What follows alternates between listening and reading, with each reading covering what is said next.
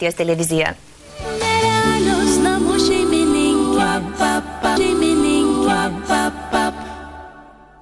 Sveiki, jūs vėl su nerealiomis namų šeimininkėmis ir štai dabar jau yra netikėtai išpopuliarėjęs mūsų studijoje Rimvydas Širvinskas, slapyvardžiu Makalius, kuris yra, kaip jau sakiau pirmoje dalyje, pigių kelionių patarėjas. Ekspertas, žinovas, visi titulai jam.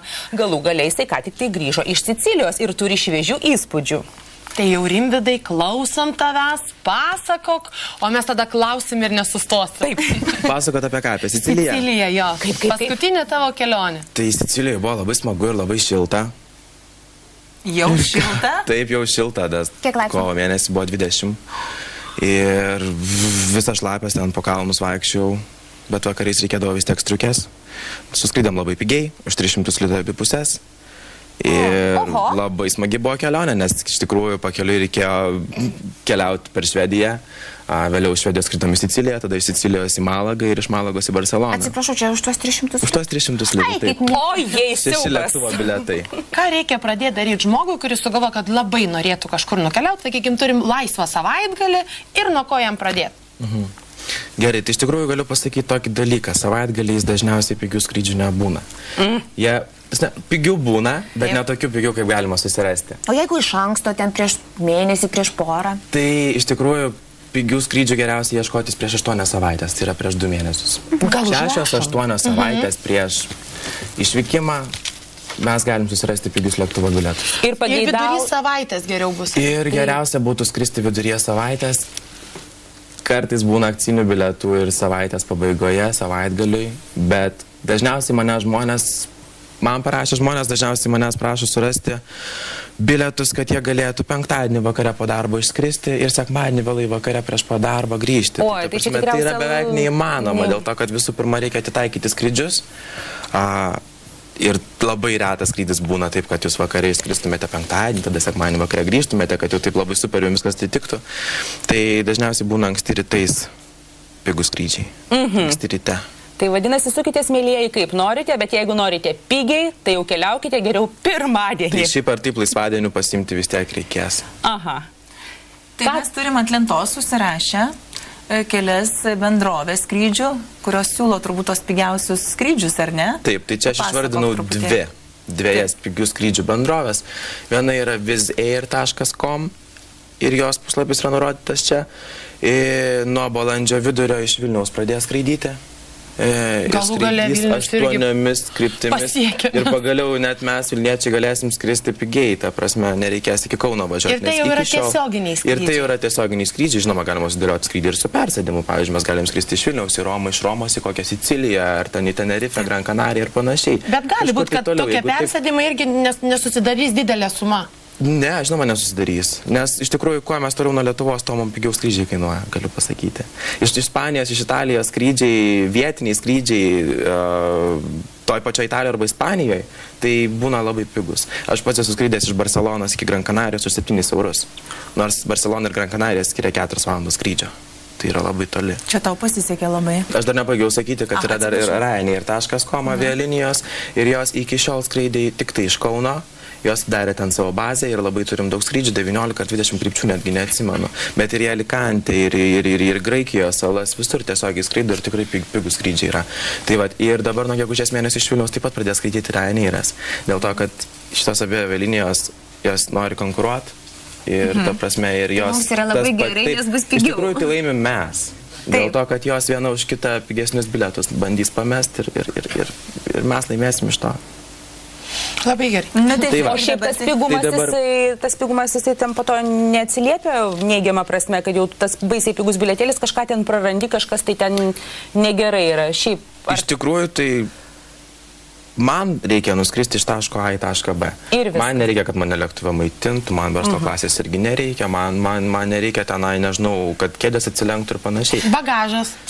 Bagažas, jeigu man reikia bagažo, aš nusipirčiau jį už 15 eurų ir viskas. Ir tai vis tiek ta bendra suma gaunasi daug pigesnė negu normaliom avialinėm skrendant. Gerai, mes kalbame dabar apie skrydžius, o jeigu, kaip galima sutaupyti jau būnant tam tikroje šalyje, jeigu aš noriu aplankyti, pavyzdžiui, pirmą kartą šalyje, noriu aplankyti muziejų, parodą kažkokią, turi kokią nors gudrybę ir čia sutaupyti?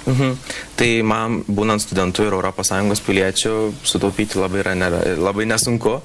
Dėl to, kad, pavyzdžiui, Prancūzijoje, Paryžiuje asmeniškai teko tai patirti, iki 25 metų jaunuoliams, ES piliečiams. Tai jau mum nebe. ES piliečiams yra nemokamas įėjimas. Nemokamas įėjimas Paryžiaus lankomus objektus, išskyrus į Eifelį. Į Eifelį turim sumokėti simbolinį mokestį, mes berods 4 eurus tik tai, kai paprastai kainuoja 12, jeigu neklystu. Tai va, į Triumfo arką įėjimas irgi kainuoja 10 eurų, bet studentam iki 25 metų yra nemokamas. Studentai, keliaukit. Ir nebūtinai studentam, tiesiog turi būti jaunuoliai iki 25 metų, čia pastaisysiu.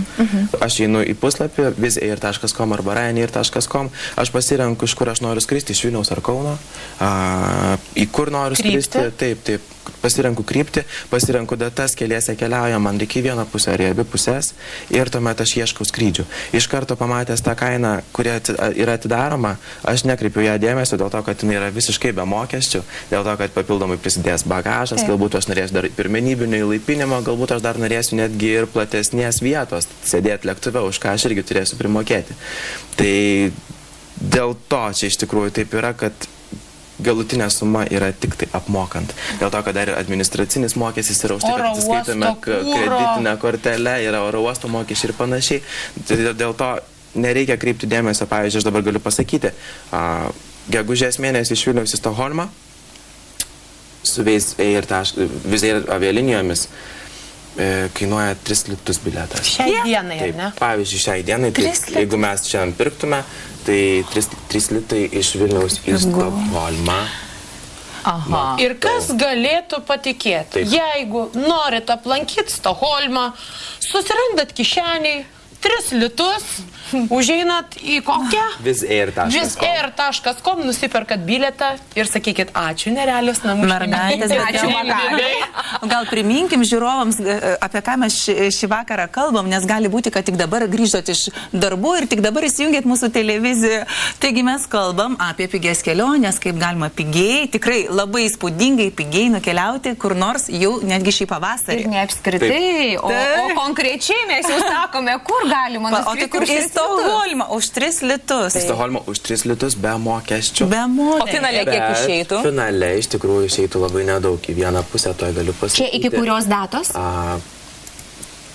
Dabar akcija yra nuo balandžio vidurio iki birželio vidurio.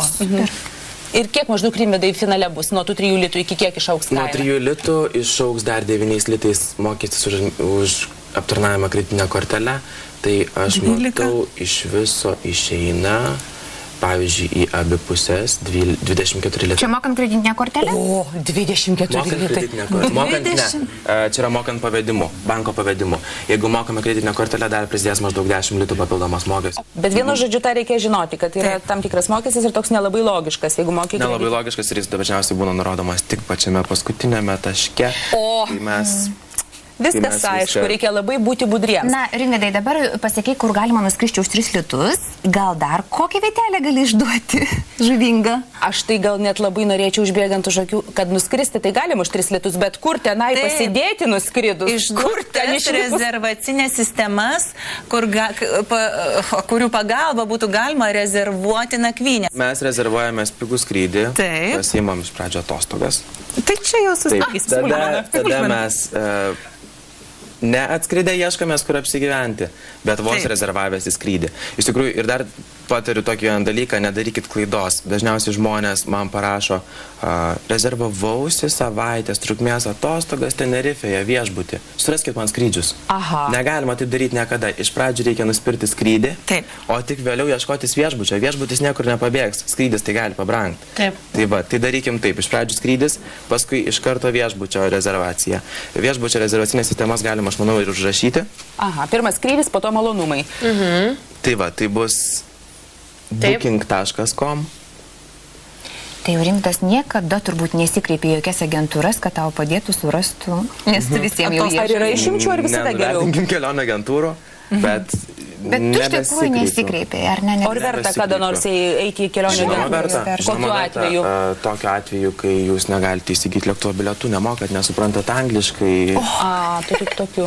Kitas dalykas sako, kad dažnai mūsų kelionių agentūros, kadangi jos ima labai daug kambarių, jiem kainuoja